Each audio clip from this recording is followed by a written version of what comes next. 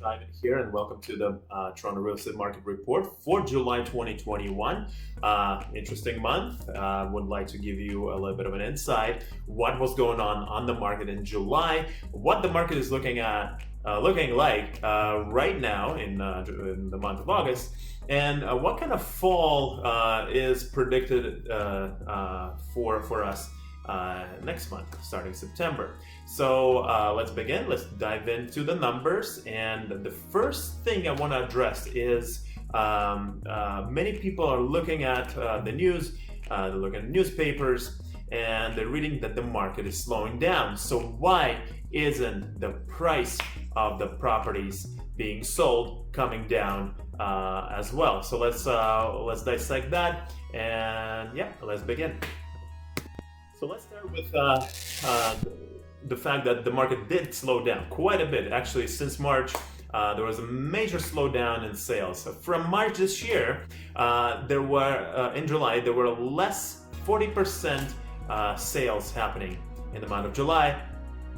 It's also down from June by 15.4% and down from last year 14.9%, right? So quite a significant slowdown on the market. The prices also got affected. They were keeping steady. They were keeping afloat. They got affected, but there's the thing, guys. The 40% down, 40% slowdown, but we only had 3.2% reduction in prices from March and 2.5% reduction in prices in June. So if you have a 40% slowdown compared to March, why is there such disparity in terms of 40% slowdown in March and only 3.2% decrease in price from March, right? So why is it such a big difference? So let's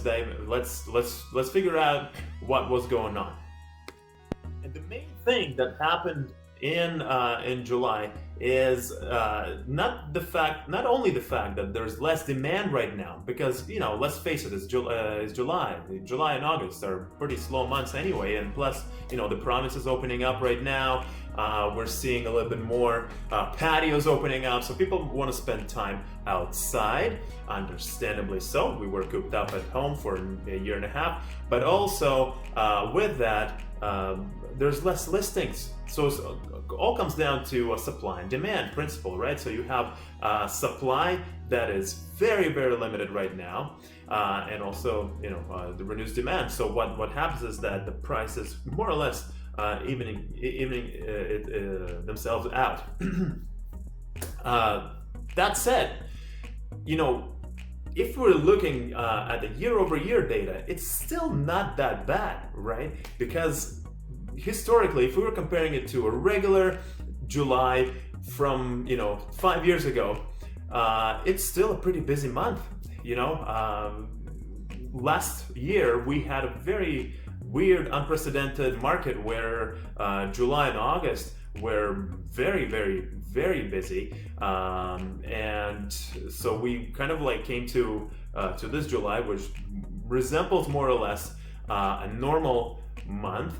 And we're still busy compared to most months, but if we're comparing it to last July, which was extremely, insanely busy, the market was very hot at that time.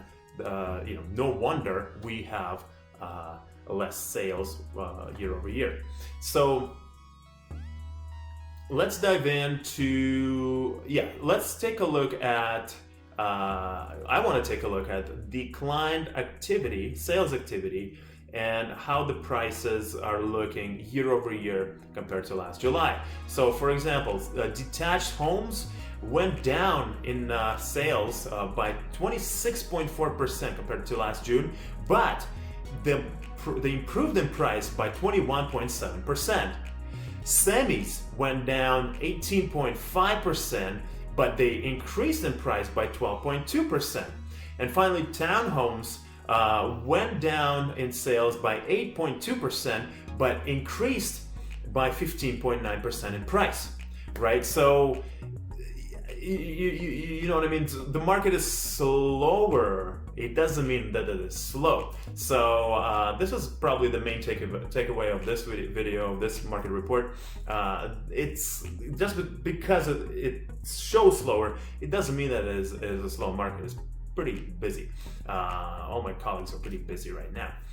Anyway, let's take a look how the condos fared out.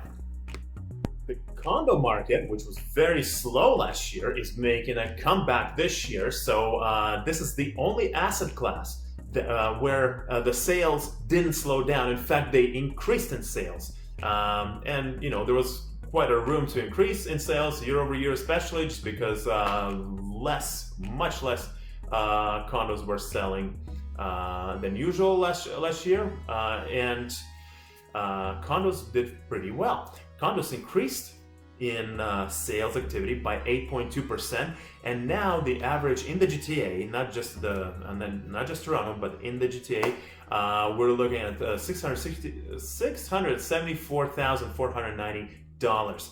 That's the average price for a condo nowadays. And we are looking for probably even a stronger market for condos in the upcoming months as things are opening up. So as things are opening up right now, even today is August 10th. Yesterday, the decision was made to bring all the fully vaccinated Americans and open the border for them into the country, which is huge, right? So now you have all the traveling workers, all the people who want to come here for a weekend and visit. They're all be coming here now. There's going to be a lot more people in the city, and that basically is the first indicator of renewed demand. We're looking at a market that is basically maxed out on its own domestic demand, right? So most of the people who were purchasing homes for since the lockdown started were Canadian buyers, and there was no immigration. Immigration was put on hold. There was no travel and no foreign investment whatsoever coming into the province. So as things are opening up, and things they are opening up right now as we speak, the immigration is being